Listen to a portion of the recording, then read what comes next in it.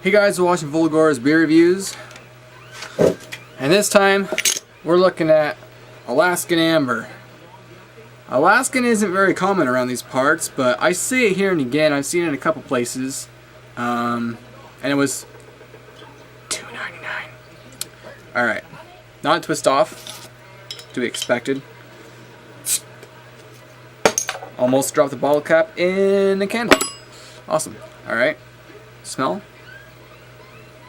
Ooh, very barley-y, very amber, very little different than well, Killian's. That's one Irish red, or what do you call it, amber ale. Let's go for the pour.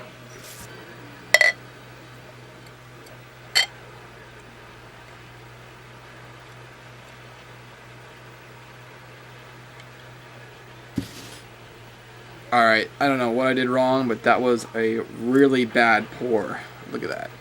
But at least you can see what it looks like. It's very copper colored.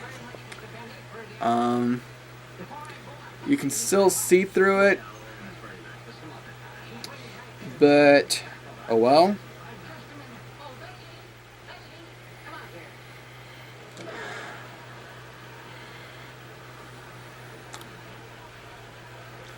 Alright, for the sip and the foam.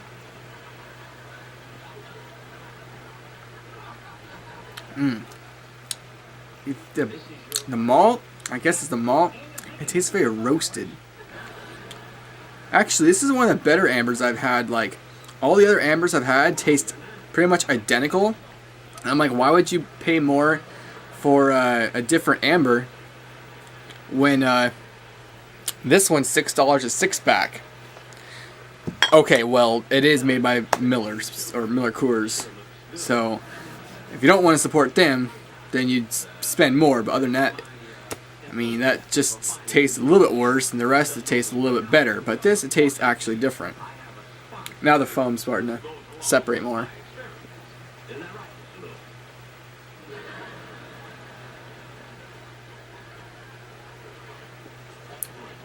It's pretty good. It's one of my favorites. I'm kind of close, aren't I?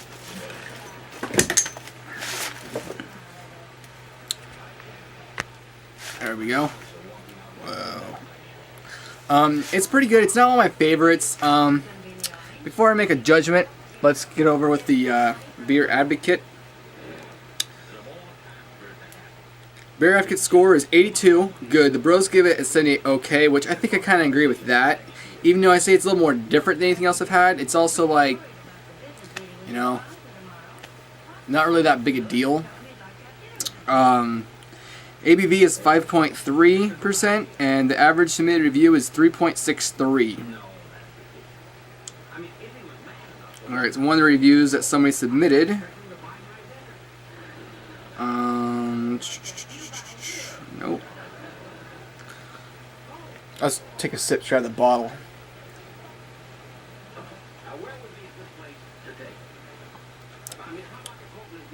I think I like it more out of the bottle, because I guess they didn't do such a good job pouring it. I guess I held it at an angle. Plenty of lacing.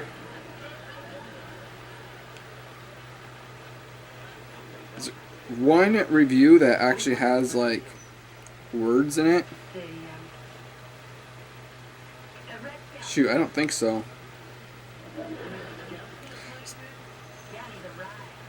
Nothing about this beer was spectacular, but it wasn't bad beer.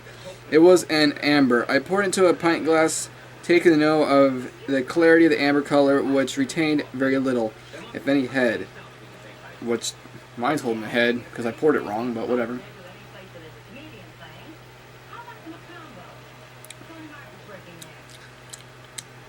Poured in a pint glass, taking note of the clarity of the amber color, which retained a very little, if any, head. I read that. But it did retain carbonation, which is more than I can say about some beers I had in the past. You know who you are. The taste was weak by my standards, but then I'm a porter IPA man. This would be a good starter beer. Hey, bud drinkers, try this one. Okay, yeah, it's a very good point. If you're somebody that just drinks Bud, and you want to try something fancy or impress somebody or get somebody a gift who dislikes Bud, I don't know.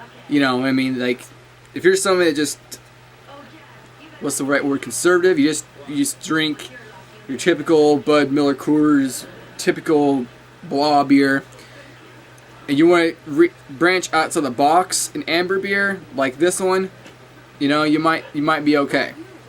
Because I don't really detect any really hops or any real bitterness or crazy flavors or sappiness, anything like that. It's just amber beer. Yeah.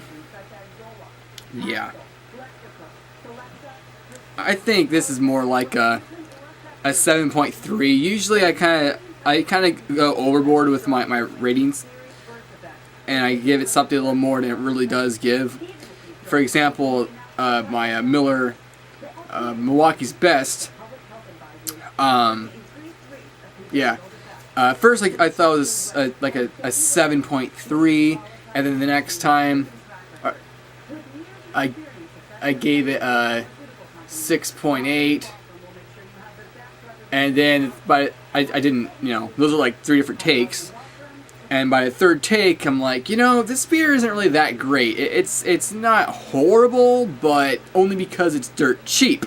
$15 for a 30-pack, that's cheap ass beer. But it's just what it is, cheap ass beer. There's, I think Rolling Rock is better, but then again, Rolling Rock, like I said, has a quality control issue.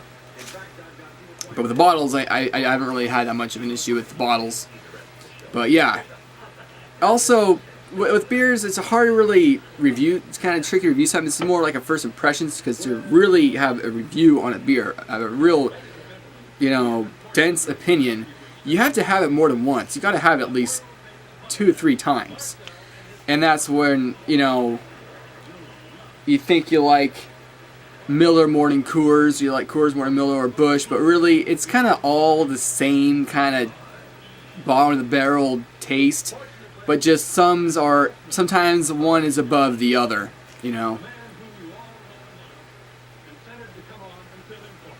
Like, for example, that Busch, I think Milwaukee's Best tastes just like Busch, or at the same time like a Miller Lite with more alcohol.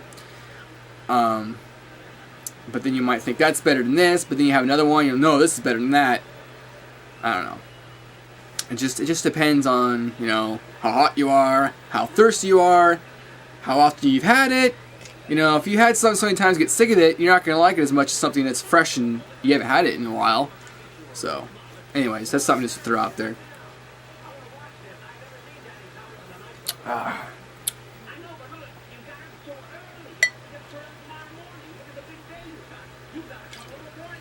Yeah, so there's I don't know if that's a better pour.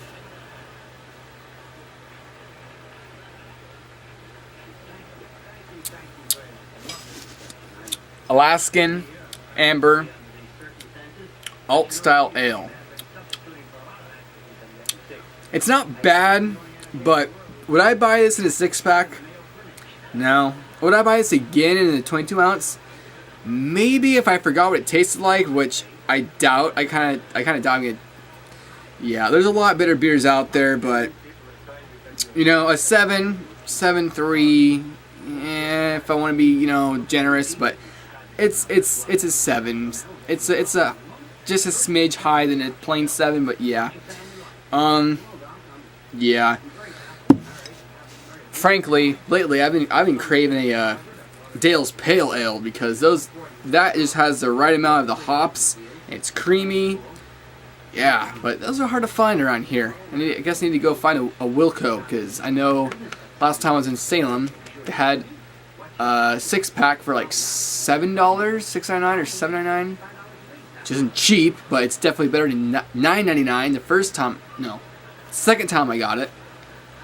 But yeah, going back to Alaska, if you see this in a whatever, just beer store or whatever, if you see it and you like amber beers, it's worth a try, but if you're really, you know, trying to decide this over something else, there's way other beers out there, you know. I actually think this might have been better. I don't know. But then again, this is kind of easy to drink too. It wasn't really anything special. I don't know. Maybe just getting spoiled by craft beers, you know. But at the same time, I have been drinking this Milwaukee's, like I mentioned before, Milwaukee's Best Premium, and like I said, it's not the worst beer. It's not great, but it's in the lower tier with all the other lower tier beers. And this is the first, not the first, you know, yeah, this is the one actual good beer I've had in a couple of days, but maybe a week or something like that. And am I like, oh right, a craft beer? Yeah, it's a craft beer, and it definitely tastes like a craft beer, but it's like, you know, it could have been a lot better. I think the Fireboat Amber was better, and for the price, well, I can't say that for the price because in my head I can't really dial. I don't know how much it was. 6-pack, $6. That's $1 a liter. The two of these, it's that $2. Yeah, okay, $1 difference. Okay, it's not a big deal. What's another amber ale I've had? I don't remember.